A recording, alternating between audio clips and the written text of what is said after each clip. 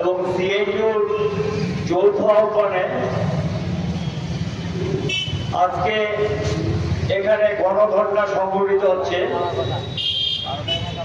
চা শ্রমিকদের দাবিগুলো নিয়ে। আমাদের সমাজের মধ্যে আর্থিক দিক থেকে সবচেয়ে পিছিয়ে পড়া, এখনো দেশের স্বাধীনতা ৭৭ বছরে গিয়ে আমরা আর কয়েকদিন পরে পদার্পণ করব, কিন্তু এই দেশের ১% মানুষের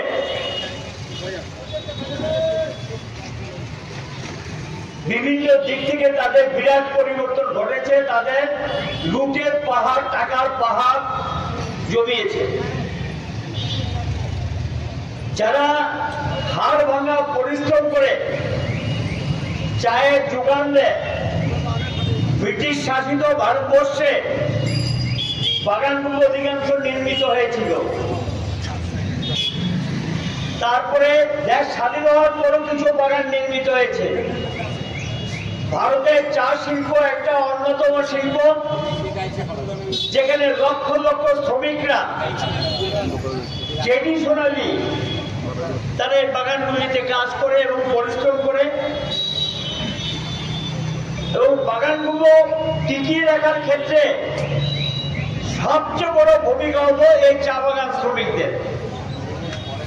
একটা সময় ছিল যাদের পড়াশোনার সুযোগ ছিল না, কিচ্ছু ছিল না, শুধু বাগানি কাজ করতেন এবং আপেটা খেয়ে তাদের ঘুমিয়ে থাকত।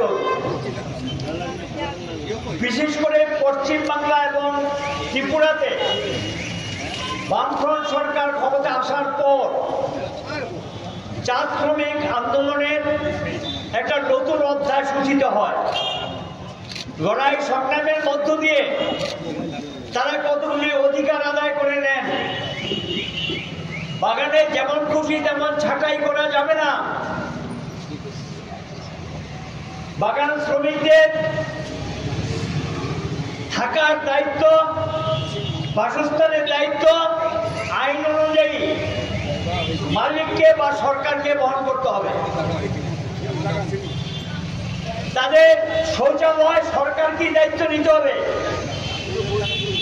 ছেলে মেয়েদের প্রাথমিক পড়াশোনা করার জন্য, আমি বলছি না কলেজ স্তর, প্রাথমিক স্তরে পড়াশোনার জন্য একটা ব্যবস্থা থাকতে হবে।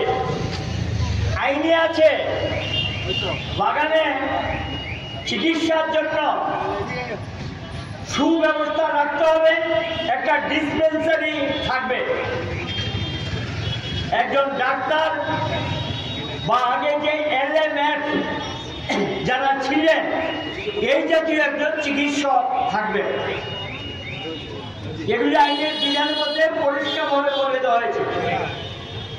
কিন্তু আমরা লক্ষ্য করলাম তারা সেই কথায় থাকলেন না, এর থেকে তারা সরে গেলেন। লক্ষ্য করা যাচ্ছে বাগান শ্রমিকরা ভারতবর্ষের মধ্যে সবচেয়ে কম মজুরিতে কাজ করে। আপনারা জানেন আমাদের রাজ্যে তারা মাত্র 176 টাকা মজুরি পায়। আমি জানি না এই টাকা কেন্দ্রের মন্ত্রীদের সংসার চলে কিনা। আর তারা সকাল থেকে রাত্র পর্যন্ত যে পরিশ্রম করেন সেই পরিশ্রম তারা করে কিনা দেশের মানুষ বলতে পারবে, আর তারা বলতে পারবে, আমরা সকলেই জানি। তাহলে যে বাগান শ্রমিকরা হাড় ভাঙা পরিশ্রম করে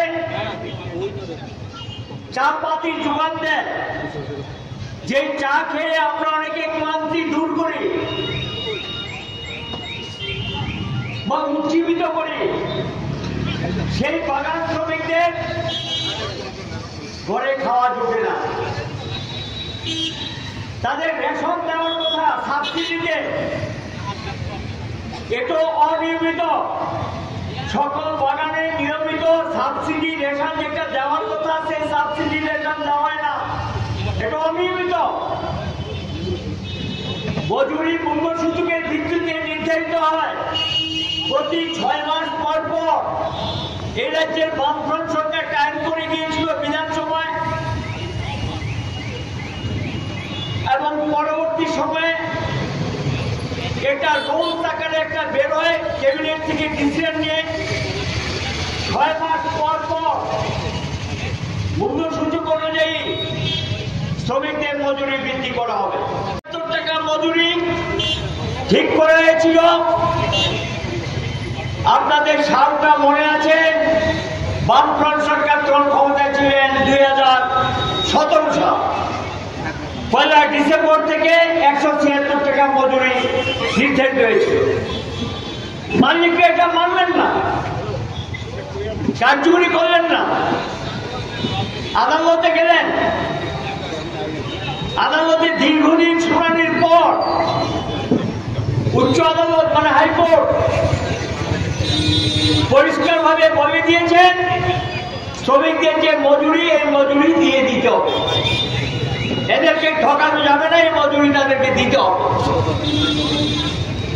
উচ্চ আদালতের রায় কার্যকরী করলেন না। গত বছর প্রচন্ড লড়াইয়ের পর কিছু কিছু বাগানে সেটা কার্যকরী হলেন, সকল বাগানে সমানভাবে এখনো কার্যকরী হয়নি।